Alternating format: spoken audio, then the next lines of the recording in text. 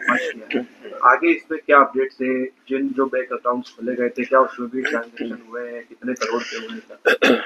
हमारे आसपास जितनी भी साइबर क्राइम की घटनाएं होती हैं, उनकी अगर तह में जाएं तो जो वजह सबसे बड़ी इन घटनाओं के तह तक पहुंचने में बाधा बनती है, वो वजह है उसके सही अकाउंट का ना होना और सही मोबाइल नंबर का ना होना। क्योंकि पुलिस इन दोनों के माध्यम से जब संवाद के लिए जिससे कॉल आया होता है उस नंबर के तह तक पहुंचने की कोशिश करती है, या दूसरी तरफ जिस अकाउंट में पैसे जाते हैं उसकी तह तक पहुंचने की कोशिश करती है। दोनों ही अंत में ऐसे व्यक्ति से जुड़े पाए जाते हैं जिसको पता ही नहीं होता है कि उसका अकाउंट खुल चुका है या उसके नाम से कोई सिम है। इसलिए पुलिस ने इसको गंभीरता को समझते हुए जैसे प्रारंभिक सूचना आई कि इस तरह की घटना हो सकती है, बहुत ही गंभीरता से लिया, इसको तस्दीक किया और ऐसे आरोपियों को पकड़ा जो पिछले 5 शहरों में बड़ी बड़ी वारदातें कर चुके थे, हजारों अकाउंट्स और हजारों सिम नंबर कर चुके थे। समानतः किसी भी शहर में मात्र 1.5 से 2 महीने रहते थे और उसके बाद शहर को बदल देते थे। इसमें इन्होंने हजारों सिम और हजारों अकाउंट खाते बनाए हैं जिससे इन्होंने दूसरे गैंग्स को बेचा है। एक अकाउंट और सिम को ये लगभग 10,000 रुपए में दूसरे ऐसे आपराधिक गिरोह को बेचते थे जो बड़ी वारदातों में उसका उपयोग करता था। इस कड़ी में जांच के अगला जो चरण है उसमें पुलिस खास तौर पे उन अकाउंट होल्डर्स कौन उसका इस्तेमाल कर रहा है, किन आपराधिक वारदातों में उसका इस्तेमाल हुआ है, उसकी पुलिस तफ्तीक कर रही है और संभव है कि आने वाले दिनों में इसके आपराधिक जो गिरोहों तक, दूसरे आपराधिक गिरोहों तक भी पहुंचने में पुलिस सफल हो। इसमें जो बनाने वाले हैं हम जानते हैं कि ये 4वीं से 12वीं तक पढ़े हुए हैं, लेकिन खासतौर पे इन्होंने कुछ आधार कार्ड हासिल किए हैं, कुछ वह आधार कार्ड जो अनडिलीवर्ड हो जाते हैं उसको लेकर के इन्होंने फोटोग्राफ चेंज करके इस तरह की घटनाओं को किया है।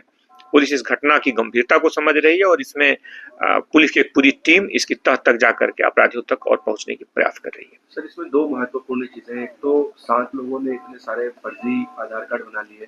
फर्जी आधार कार्ड बनाना क्या इतना आसान है और उसको लेकर आप लोग किस तरह की इंक्वायरी करते हैं? इसमें इस घटना की गहनता को देखते हुए पुलिस ने सभी बैंकिंग जो संस्थान है, खासतौर पे जिनमें खाते बड़ी संख्या में खुले हैं, इसमें उस पूरी सुरक्षा व्यवस्था की ऑडिट और पूरे प्रोसेस पर एक बार चर्चा करेगी और लापरवाही पाई जाएगी तो उसमें कार्रवाई भी करेगी। क्योंकि इतनी बड़ी संख्या में फर्जी अकाउंट्स का बन पाना, दुरुपयोग होना, खासतौर पे जो लॉ इन्फोर्समेंट जो एजेंसीज हैं, खासतौर पे इस तरह की के लिए बड़ी चुनौती बन जाती है।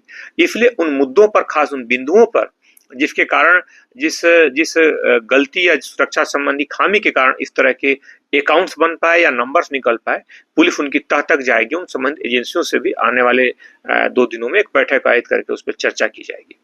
कई बार ये होता है कि सर, जो भी संस्था है यानी बैंक है, तो बैंक से जुड़े हुए लोग इस गिरोह के साथ जुड़े हुए, तो इस बिंदु पर पुलिस जांच कर रही है। अगर किसी भी व्यक्ति की आपराधिक संलिप्तता पाई गई, अगर उनको पता होते हुए कि इसका दुरुपयोग हो रहा है और संलिप्तता पाई गई, उन्हें इस बड़े घटनाक्रम में उन्हें भी सह आरोपी बनाया जाएगा। सर, आप बता रहे थे कि 15 दिन एक जगह रुक चुके, ऐसे कितने राज्यों में? लगभग 6 बड़े शहरों में रह चुके हैं। इसके पहले ये बेंगलोर और अहमदाबाद जैसे बड़े शहरों में भी रह चुके हैं। उसके अलावा 4-5 3-4 शहरों में रहे। ये 6ठा शहर था जहां पे इन्होंने इस तरह की घटना की और आने वाले शायद 8-10 दिनों में यहाँ से जाने की भी इनकी तैयारी थी, लेकिन इसके पहले ये पकड़ लिए गए। पूर्व के शहरों में भी जो इन्होंने अकाउंट्स और नंबर्स बनाए, पुलिस उसकी भी तस्दीक कर रही है।